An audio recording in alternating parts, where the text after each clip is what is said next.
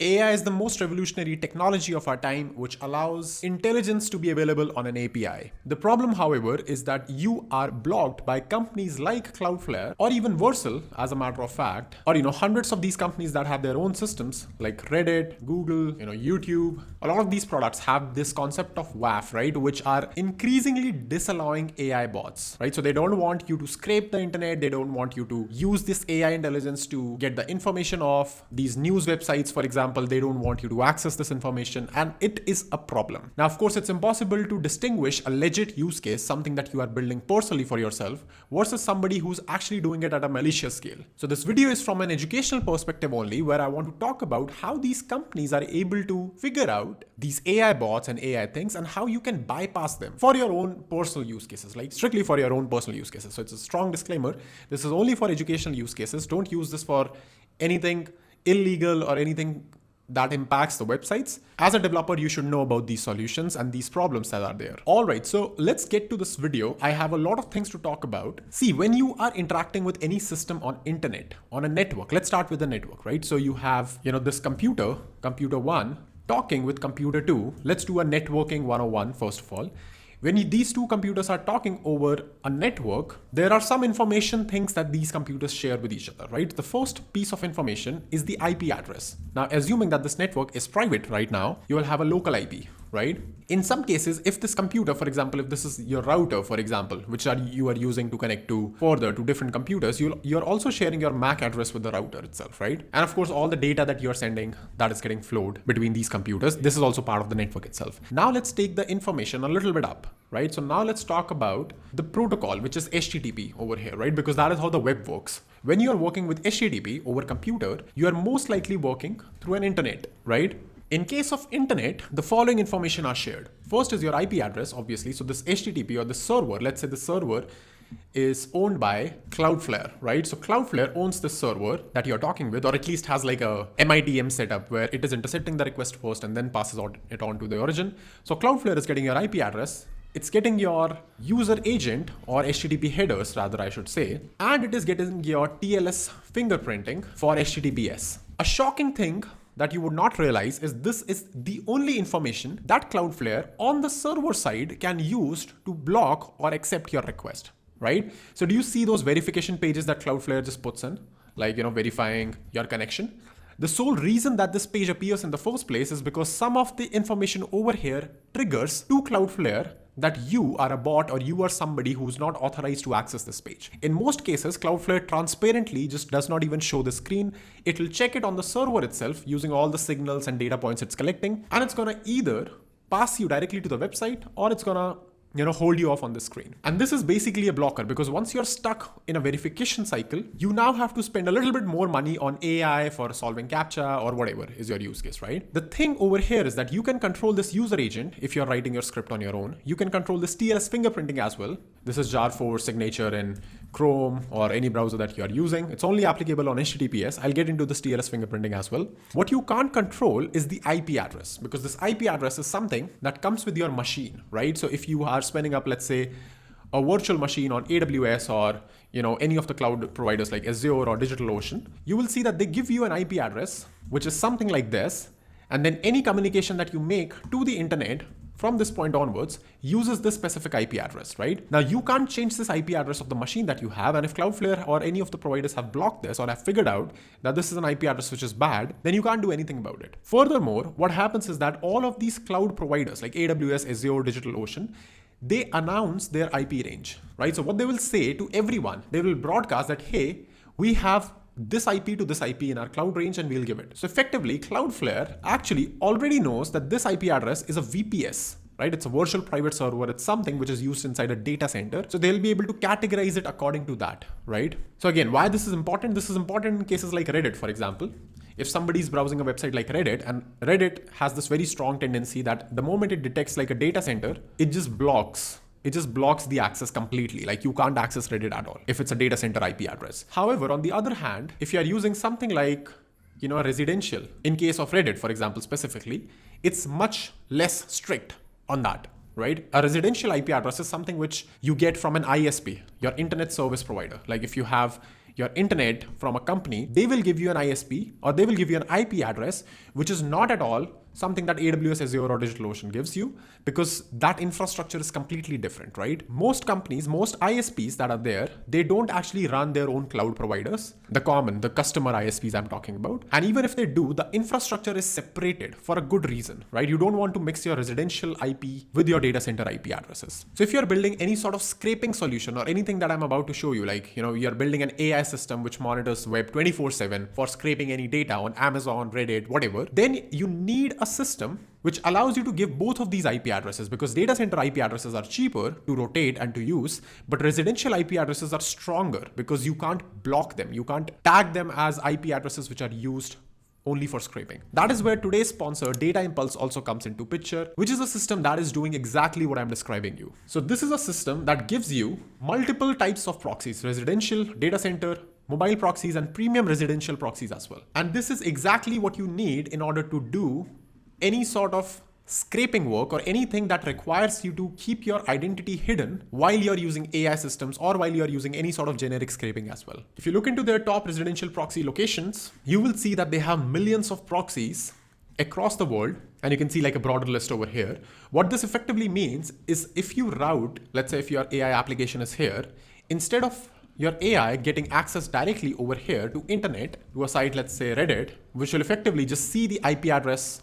Even if you have hidden the user agent and the TLS fingerprint, it'll block you. On the other hand, if you're proxying it via an actual ISP, that would not be blocked, right? Obviously, because that is what a lot of these websites which are anti-AI or anti-bot prefer. Similarly, let's assume that this IP address in fact indeed is blocked because of any reason. What you would also want to do is quickly rotate the IP, quickly get a new IP address, right? So you don't want to be binded with a specific IP address. You can just rotate it quickly. And I would say this is probably the most important part in any application where you need a little bit of stealth. You need a little bit of the ability to bypass existing firewalls and existing systems, because the best firewall or the best CAPTCHA challenge is something that does not appear at all, right? You don't want to spend a lot of your money and time building a system that solves CAPTCHA. You just want to build a system that just avoids it in the first place, because most of these providers like Vercel, like Cloudflare, have systems that can detect these proxies and that can detect systems which are legit. And if you are buying a proxy from Data Impulse, there's a very high chance that you are in a system where you would not even get any sort of verification system in the first place. They have over 90 million IP addresses. That's a huge number to pick from, and the setup and the cost is extremely affordable. I'm going to show you a small example of how that can be done. So once you sign up on Data Impulse, you will have my link in the description, so use that to sign up. Based on whatever you want to buy, you will have certain plans available over here. I'm going to regenerate these passwords later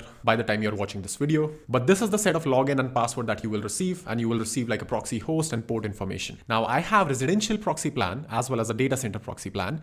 The difference is obviously that the data center plan is more suitable to use when you are rotating the proxies when you get rate limited, right? If there is an application which is rate limiting you but allows you to be available on data center plan, you can use that. Otherwise, you can just jump to residential proxy plan as well, which is more expensive, but this gives a much closer experience to a real user browsing the web, not an AI bot, not an AI system. So let's try it out. I'm going to try it out on my own computer, but this is the exact same setup that you can take, and you can deploy this on an EC2 instance in the cloud, and you can do the same proxy configuration and it would effectively work fine. So what I want to do, in my case, I'm going to use my computer. I'm going to use a rotating Data Impulse proxy over here.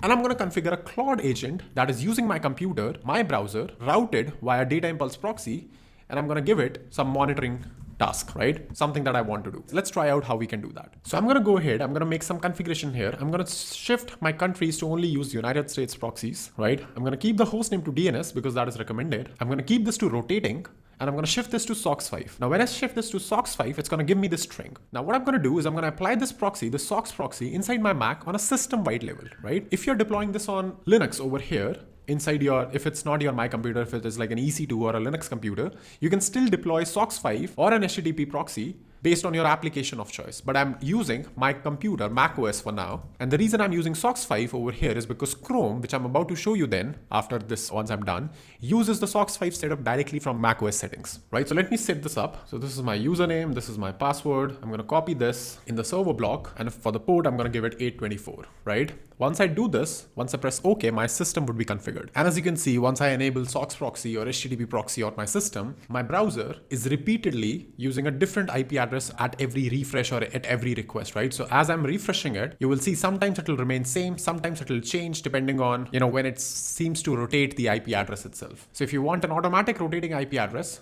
you can create this rotating, type an interval in minutes, so you can rotate every 1 minute. If you just want a sticky IP address, you can keep it sticky. You can see that the port number is changing over here in case of HTTP proxy, and you can, just do that. Now, as you can see, I have disabled the proxy for now. As you can see, if I'm opening Reddit, it works fine in my own browser, right? But the moment I enable my proxy again over here, if I show you, let's say if I enable the HTTPS proxy, I shifted from SOCKS to HTTPS. The moment I do that and I go ahead and refresh this again, you will see I've been blocked by network security. So I would not be able to use this proxy, this data center proxy, to scrape on the server itself, right? I just showed you that Reddit was indeed working because if I turn on my VPN or this proxy, I am using a residential IP address basically, right? Which is my own IP address, but that is not available on the server. So what I can do is I can shift to this residential proxy plan over here. And in this case, I will get a different set of IP address and a different set of things that I can use. So let me go ahead and make these changes over here, press OK. And now if I go ahead and refresh this again, you're going to see that Reddit actually works now, right? So it is detecting this one of these three things now over here, IP address. And now because Reddit specifically blocks data center IP addresses, you can still use residential IP addresses for doing the scraping part. And if I show you this again, you can see that I'm browsing this from Florida in the United States, which is like an actual ISP, right? So I'm actually routing my traffic through a valid ISP. And the actual best proof of that is that Reddit is actually working if we are routing it via residential IP address. Now the core idea here is that once you have done this proxy setup or a system wide, which you can use HTTP proxy or SOCKS proxy in case of Data Impulse, all you have to do is start your AI agent. In my case, I'm using Claude. This could be Claude Bot as well, which is OpenClaw. And you can ask it to do exactly the task that you want. So in case of Claude, I'm going to also pass Chrome. And the reason I want Chrome and not fetch request is so that we bypass this TLS fingerprint check as well. If you're using basic fetch request or even browsers like Chromium, right? Even if you're using a simple browser like Chromium, the TLS fingerprinting is different. Chromium has a different TLS fingerprint signature than Chrome itself, which can be used to detect that you are using an automated browser of some sorts, right? So what you want is you want an actual real Chrome browser, which Claude apparently uses when you pass in the Chrome flag. And you can verify this with the Chrome over here as well. And now I can say to Claude, hey, I want you to open Amazon.in for now because I'm browsing from India for now, and search for a product called Blue Yeti USB microphone, which is the same mic that I'm using for recording right now.